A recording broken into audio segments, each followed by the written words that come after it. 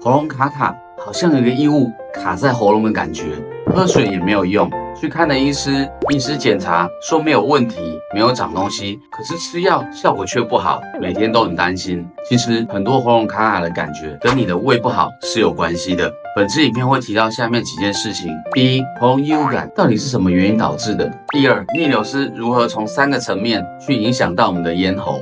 第三，我会提出一个真实的临床案例。第四，我会提供3个有效的方法来改善我们的咽喉异物感。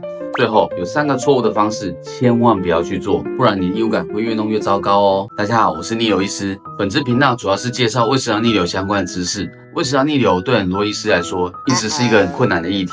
为什么？因为它不好治疗。那不好治疗主要的原因，大部分都是因为观念不正确。本支频道希望分享相关正确的知识，让大家可以借由这个频道来改善你胃部的健康哦。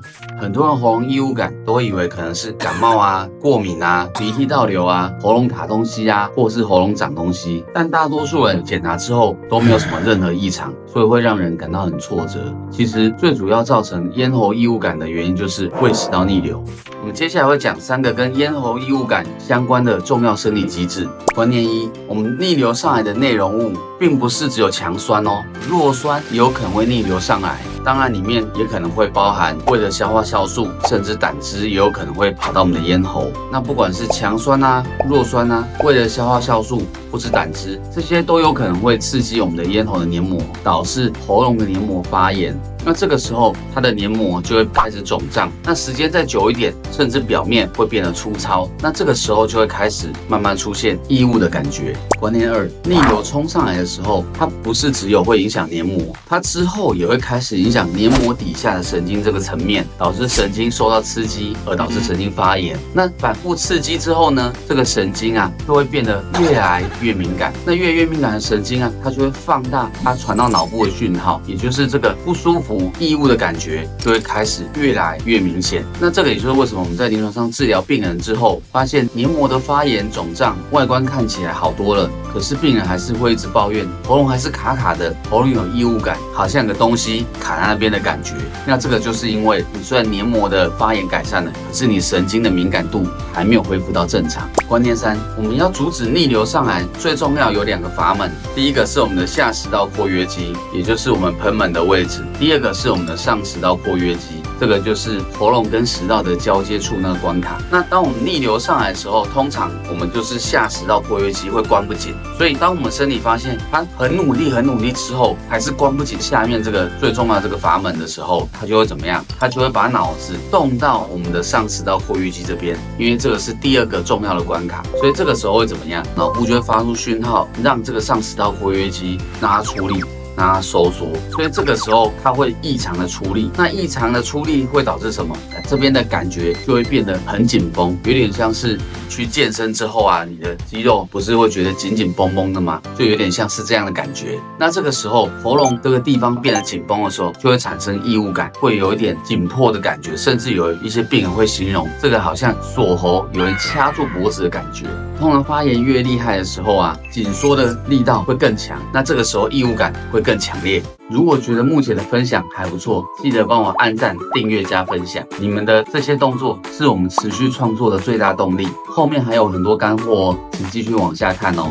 接下来我会分享一个真实的临床案例。有位60多岁的退休女老师，她之前在工作的时候一直对自己要求很高，那在退休之后，好不容易可以好好享受退休生活，可是却发现喉咙开始不舒服，喉咙开始出现卡卡异物的感觉，那这个感觉丝毫没有要改善的迹象，于是她去找耳鼻喉科就诊。那经过内视镜检查之后，发现喉咙看起来还好啊，没有长东西，于是耳鼻喉科就先开一些喉咙的药、消炎药给她吃。那经过治疗之后，没有明显改善，于是她后来也去找了肠胃内科做检查，肠胃科开给她 PPI， 那吃了之后也只是稍微好一点，可是症状却没有完全缓解。那这个病人越来越担心，那后来他来找我看诊，那经过详细检查之后，发现原来他是属于复合型的胃食道逆流。那这个类型的胃食道逆流，通常啊吃传统的胃药效果不会太好。于是，在经过跟病人沟通解释之后，病人愿意配合我们的治疗。那在治疗一段时间之后，他的卡卡异物感慢慢改善了。那他终于可以顺畅的讲话，好好的享受他的退休生活。有3种错误的方式，你做了之后，不仅喉咙异物感不会好，还有可能会更严重。这边要请大家仔细听哦。第一，使用消炎药。通常喉咙不舒服，你去给医师检查的时候，大部分的治疗首选都会是先开消炎药给病人吃。吃消炎药之后，喉咙通常感觉会比较舒服一点。可是呢，会有个问题，通常大部分的消炎药都会刺激我们的胃黏膜，导致逆流会变厉害。那你的异物感就是因为逆流导致的啊。那这时候虽然喉咙你有去做一个消炎的动作，可是之后逆流变厉害，喉咙异物感根本就不会好啊。甚至有可能你吃越强消炎药，逆流越厉害，喉咙感觉反而在停药之后还会更严重哦。第二种错误方式就是使用胃药。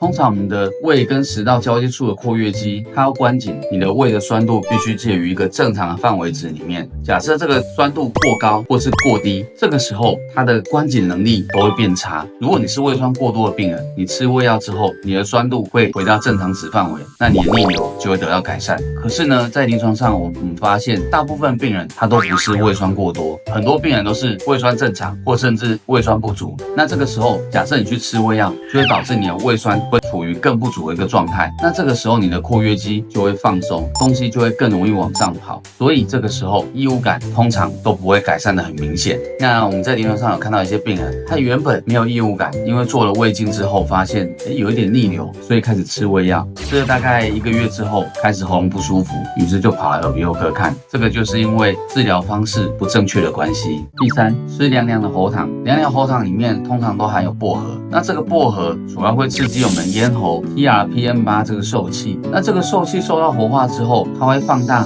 这个凉的感觉。那这个凉的感觉会跟我们的痛觉去做一个竞争，也就是说，当凉的感觉被放大的时候，我们的脑袋瓜就比较不会感受到喉咙疼痛的感觉。那这个时候，病人就会觉得喉咙比较舒服，比较不会痛的。可是这时候有个问题来咯，我们前面有提到，咽喉异物感有一部分是因为喉咙的神经被敏感化的关系。那持续不断的去刺激 TRPM8 受器这个过程，会导致我们的咽喉的感觉神经的刺激被放大。所以这个时候一旦你不吃喉糖，你的喉咙的这个异物感它反而会更加强烈，所以这个时候病人反而会感觉更不舒服。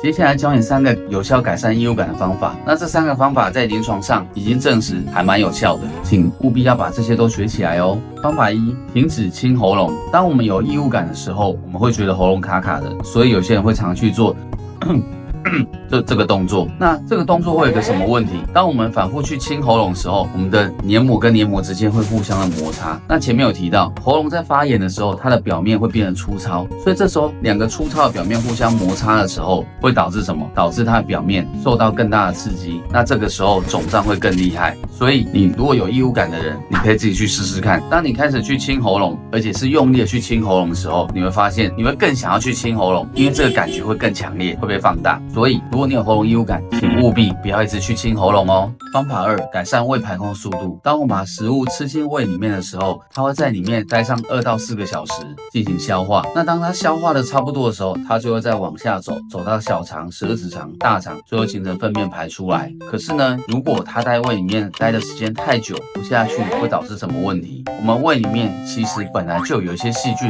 住在里面，那这个食物啊，它在里面待太久，这个细菌会开始让这个食物发酵，那发酵之后就会产生气体，那这些气体在胃里面做一个堆积，就会导致胃里面的压力变大。那胃里面的压力变大之后，它就会把贲门的括约肌把它撑开，那撑开之后，胃的内容物就会往上跑到喉咙，导致胃食道逆流，喉咙就会慢慢产生异物感。所以有效的去改善胃排空的速度是减少逆流一个很重要的关键。那至于如何改善胃排空的速度，这是一个很大的议题，需要花一点时间来做一个学习。那我在别的影片有提到这件事情，请务必要去看一下。方法3，把周周味加到日常饮食当中。周周味是什么？周周味是由温实初所推出的一个专门针对胃部保健的一个保健食品。那这个产品的研发跟生产主要是由我个人监制。那这个产品当初研发的一个契机，主要是因为我发现临床上很多胃食道逆流的病人，他并不单纯只是因为胃酸过多，所以吃胃药效果通常不会太好。那造成逆流的其他原因该如何去矫正呢？我花很多时间研究，发现有些食物可以来矫正这样的状况。于是呢，周周胃就因此而诞生了。我们可以把周周胃系列当作是胃食道逆流领域的最后一块拼图。那目前周周胃系列共计有 B、A、C 3种产品。那产品看起来都好像，我们该如何去做选择呢？不是每个病人都有这个时间来诊所找我看诊，于是我又花了时间研发了线上的胃食道逆流 DAC 检测系统。那这个系统完全免费，只要可以上网动动手指，就可以测出你是属于哪一个类型。那根据不同的类型，有不同的调理方式。当你好好照顾你的胃，好好的调理它，你就可以找回它原有的节奏。当胃的节奏恢复的时候，你整个人自然就会顺，喉咙就会变得轻松，不会再一直被这个问题所困扰。我是逆流医师，我专治逆流。